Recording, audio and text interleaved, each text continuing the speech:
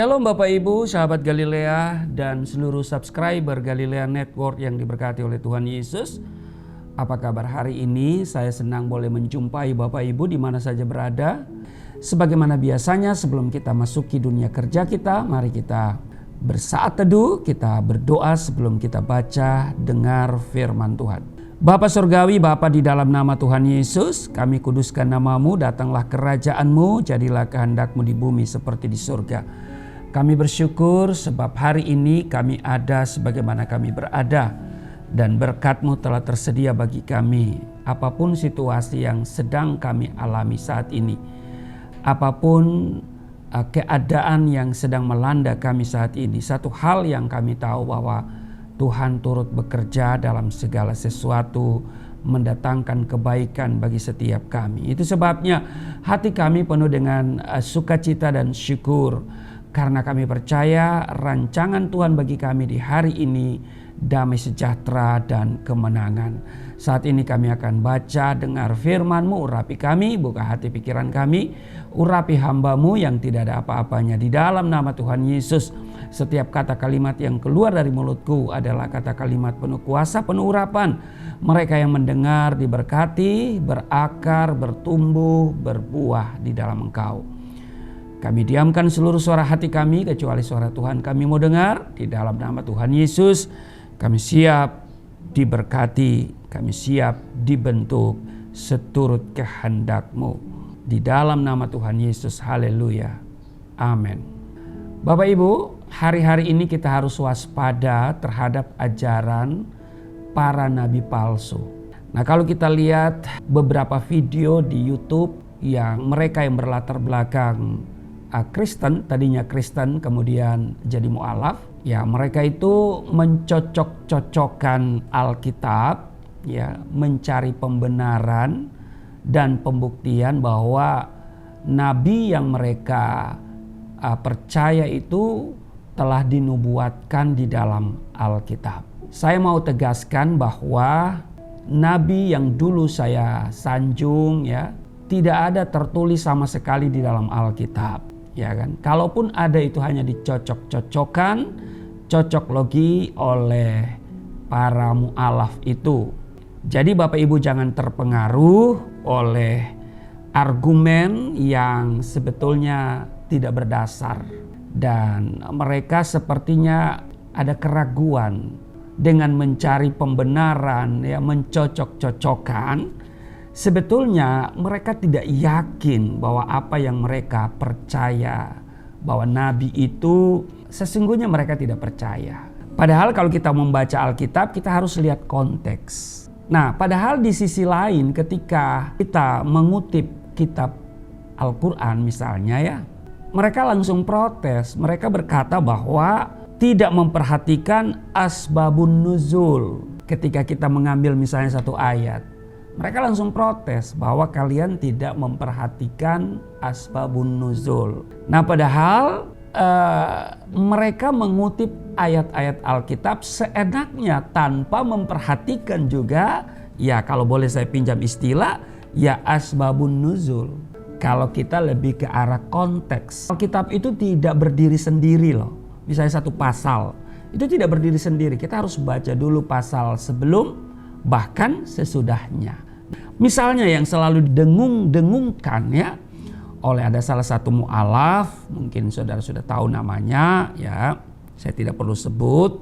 Dia mengutip misalnya Yesaya pasal 29 ayatnya yang ke-12. Dan apabila kitab itu diberikan kepada seorang yang tidak dapat membaca, ya kan, jadi ada kata tidak dapat membaca, dan mereka katakan bahwa baginda nabi mereka itu ya adalah seorang buta huruf. Jadi seorang yang tidak dapat membaca dengan mengatakan baiklah baca ini, maka ia akan menjawab aku tidak dapat membaca. Seorang mu'alaf itu berkata bahwa baginda nabi itu sebelum beliau lahir, Nabi Yesaya sudah menubuatkan. Wah, ini keliru banget ya.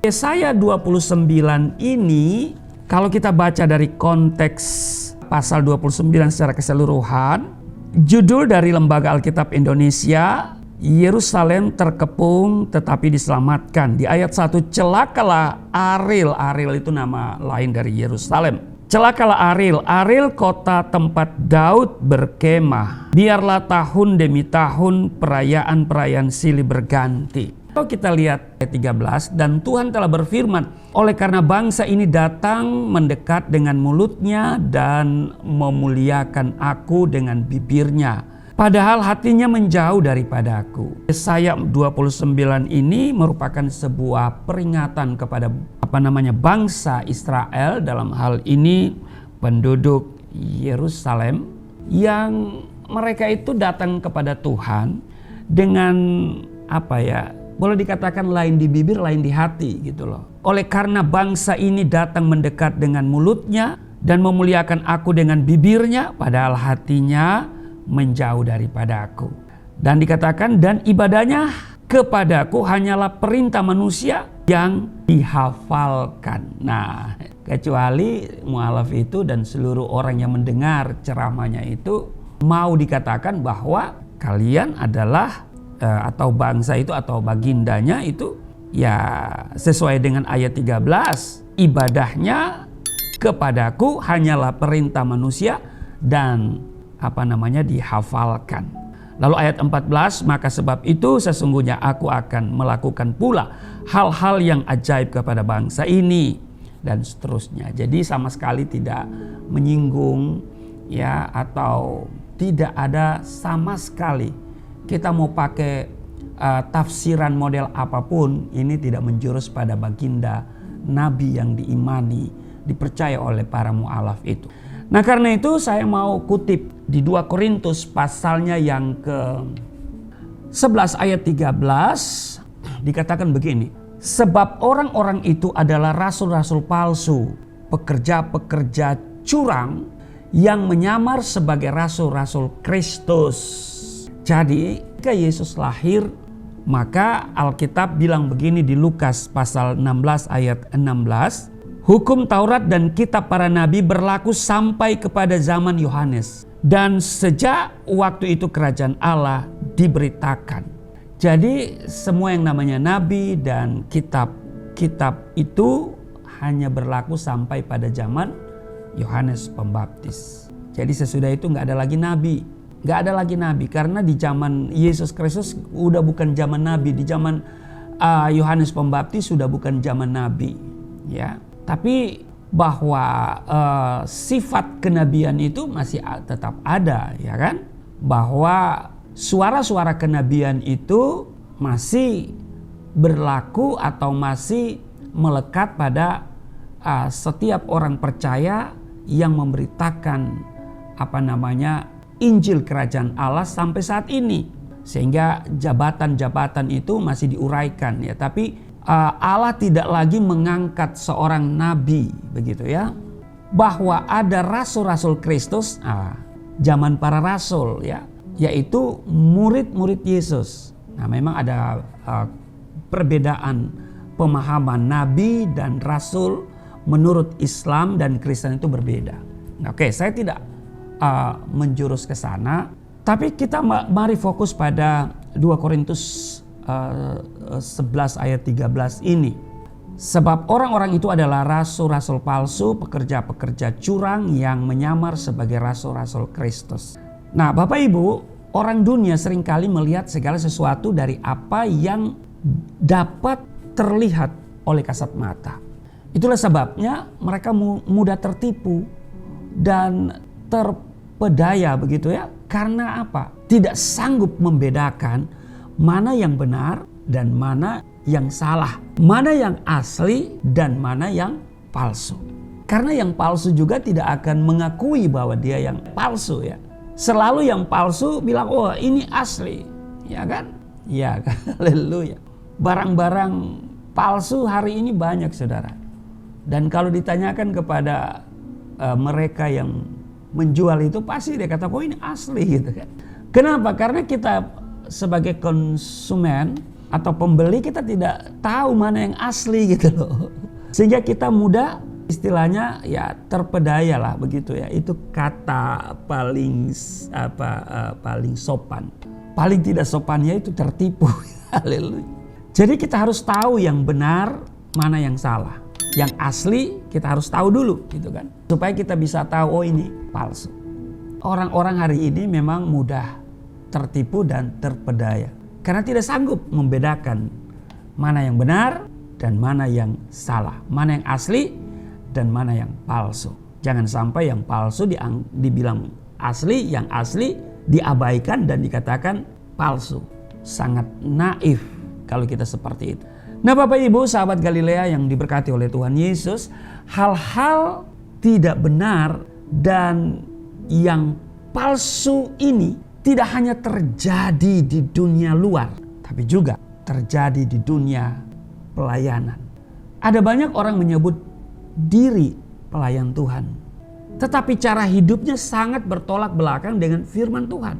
Nah, di sini Rasul Paulus menyebutnya sebagai rasul-rasul palsu, pekerja-pekerja curang yang menyamar sebagai rasul-rasul Kristus. Ada yang mengaku sekolah di salah satu STT di Jakarta yang ternama, lalu kemudian sekolahnya dilanjutkan ke STT di Israel di Haifa.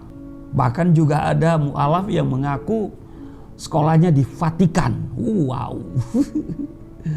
Nah, kalau sudah sekolahnya di Vatikan, di Haifa, ya kan?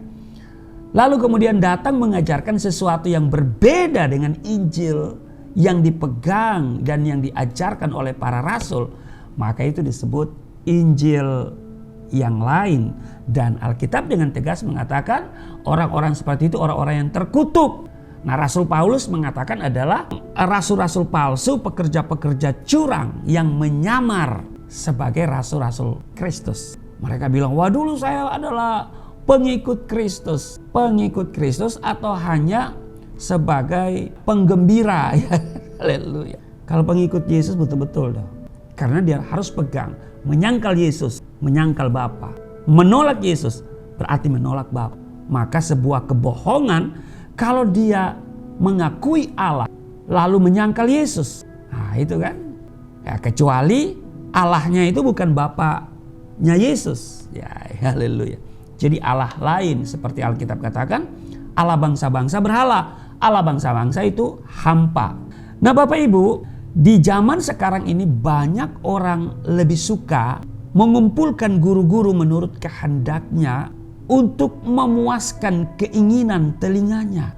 Mereka akan memalingkan telinganya dari kebenaran dan membukanya bagi dongeng. Itu sudah tertulis di dalam 2 Timotius pasal 4 ayat 3 dan 4. Karena itu mereka tidak lagi peduli dengan kualitas rohani dari para pelayan Tuhan itu. Yang penting keinginan telinganya itu terpuaskan.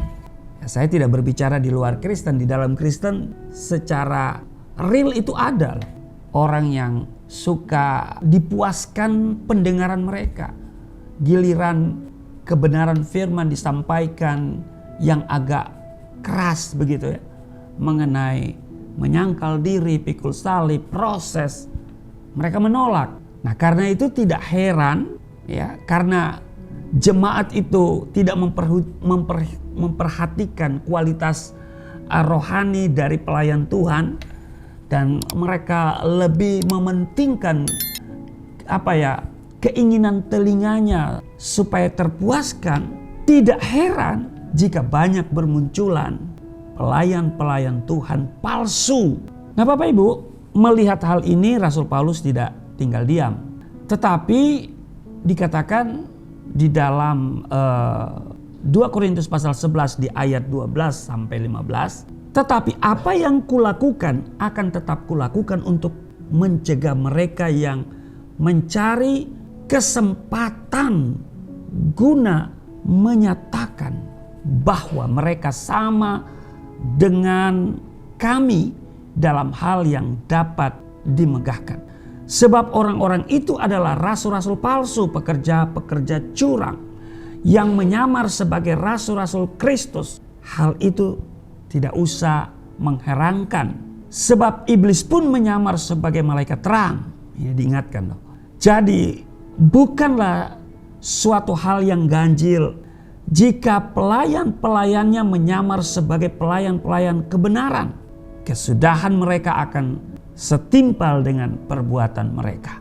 Alkitab memperingatkan saudara dan saya, kita semua, bahwa di masa-masa akhir banyak nabi palsu akan muncul dan menyesatkan banyak orang.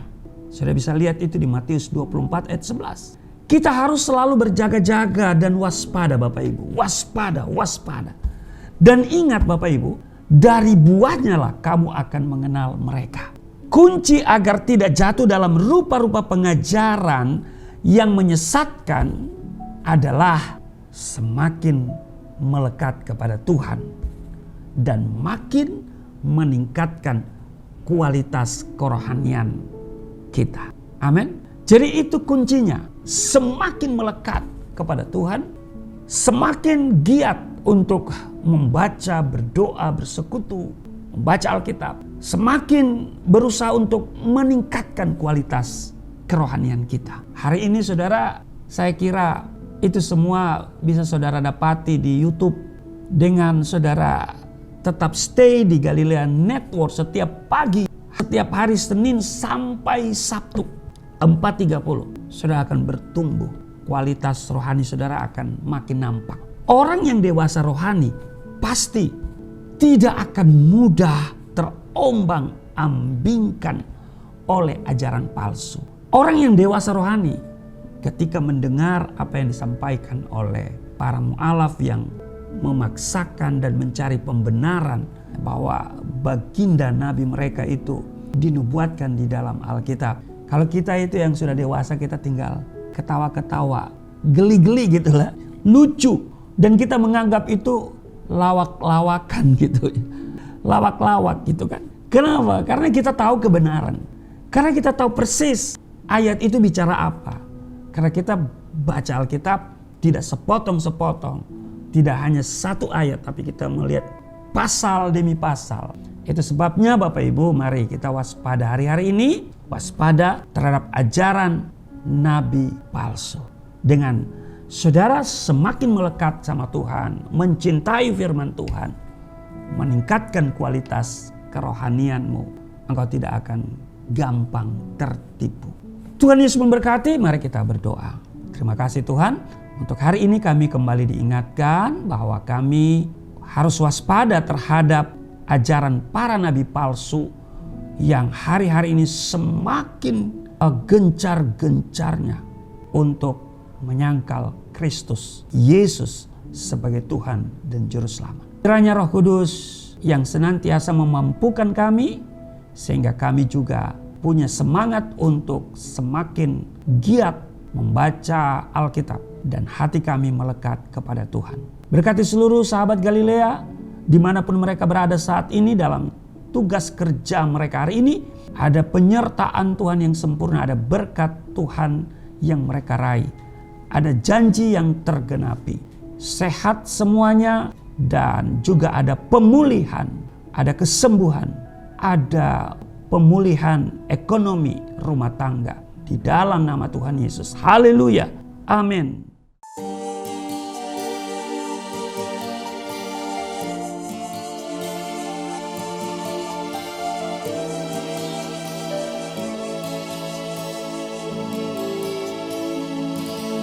Bapa kami yang di surga,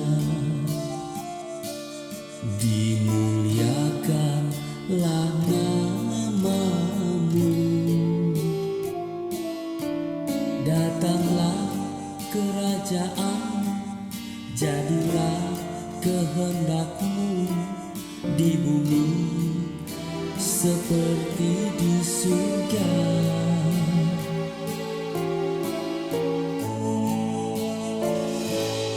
Berikanlah kepada